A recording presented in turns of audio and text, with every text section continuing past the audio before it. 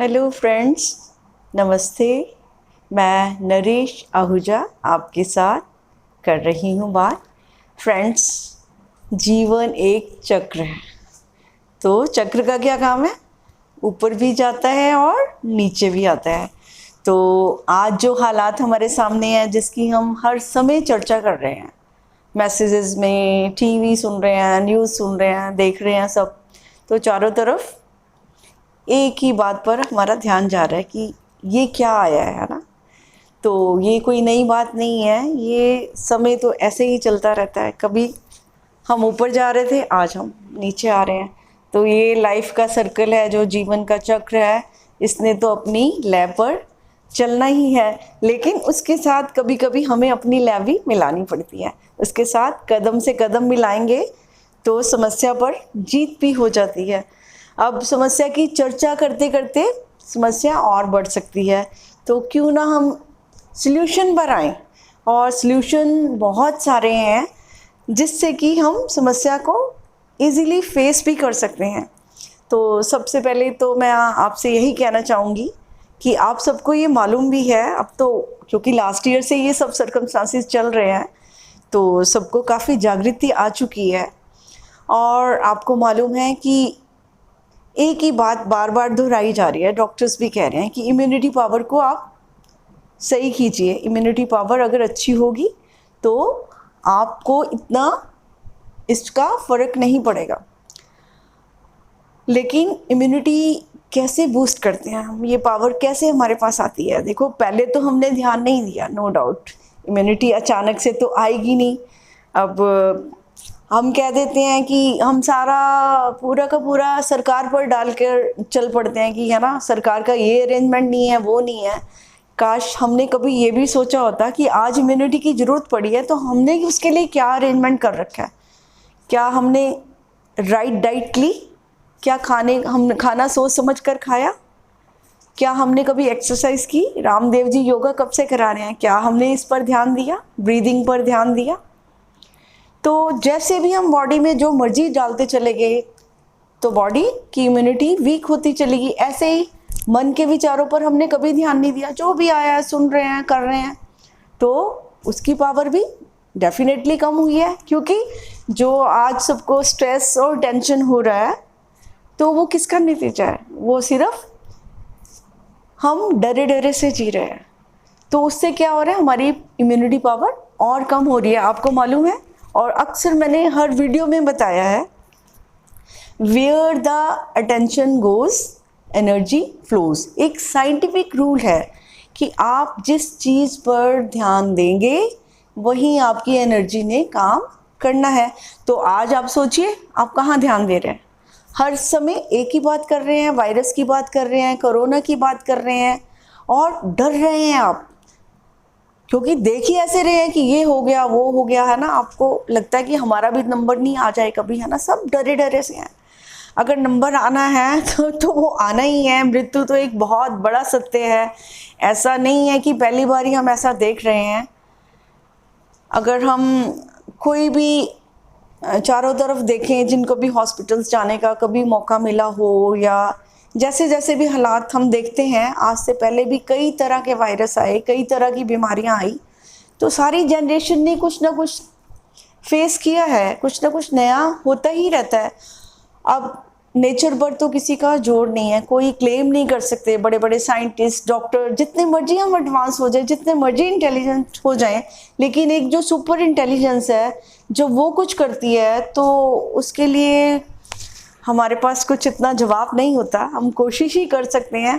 अब कब कब कुदरत ने तो बहुत बहुत खेल खेले हैं। हम नहीं चाहते थे सुनामी आए, वो भी आई थी। पता नहीं क्या क्या हुआ है इस दुनिया में, और पता नहीं क्या क्या होगा।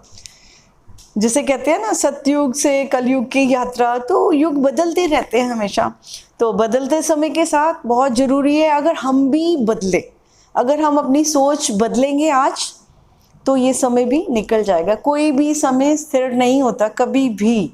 हमेशा वो कैसा भी हो, अच्छा हो या बुरा हो, उसने निकल ही जाना है, वो कभी रुकेगा नहीं। तो हम क्यों रुके?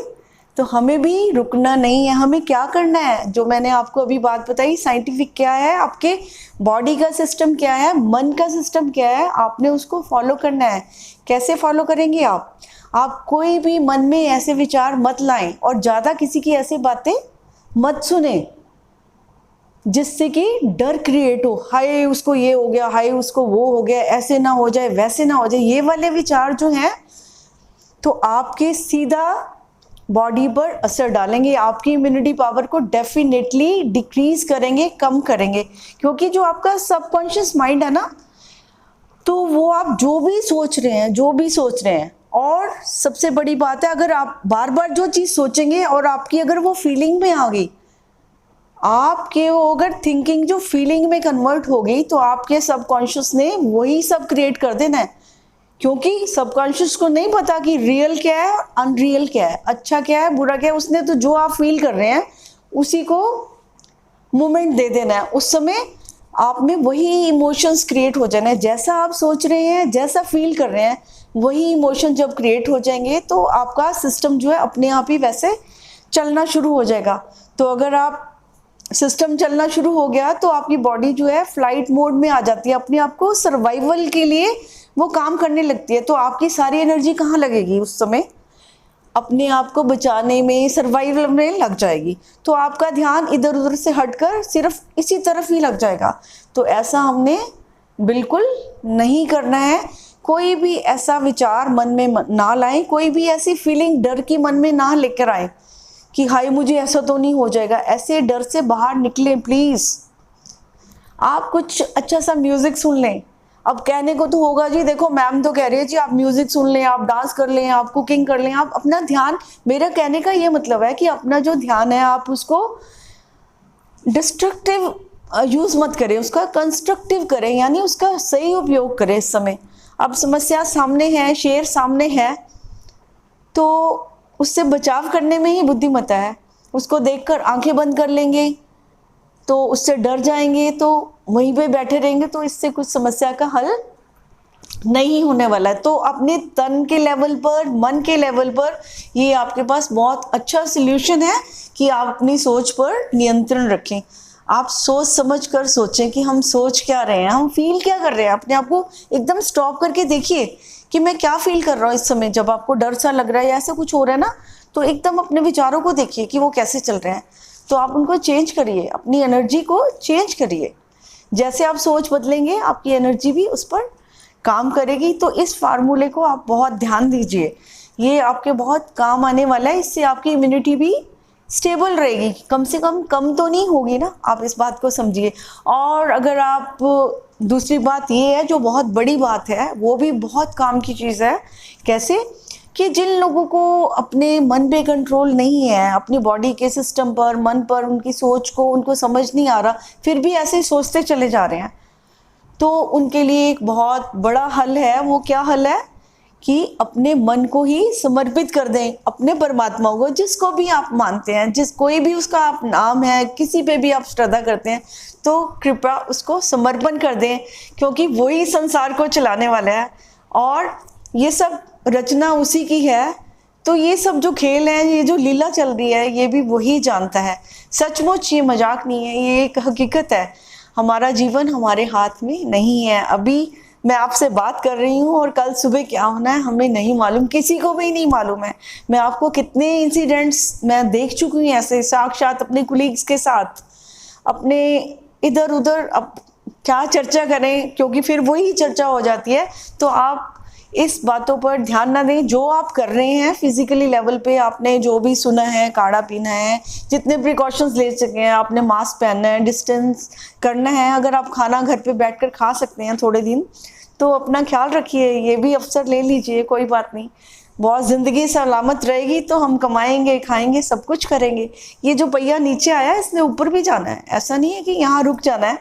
तो सरकार को दोष देने की बजाय, लोगों को दोष देने की बजाय, सिस्टम को दोष देने की बजाय, हम अपना भी दोष देखें कि हमने अपनी इम्यूनिटी पावर के लिए क्या किया। फिर अगर हमने पास्ट में नहीं करा तो अब हम संभल सकते हैं। और इससे हम ये भी सीख सकते हैं कि आने वाले टाइम में भी हमने इन चीज़ों पर ध्यान देना है, फूड पर भी ध्यान देना है, डाइट सही होनी चाहिए, योगा भी करना है हमने, राइट, और मेडिटेशन भी करनी है। क्यों मेडिटेशन करनी है पता है आपको? मेडिटेशन करने का सबसे बड़ा काम क्या है?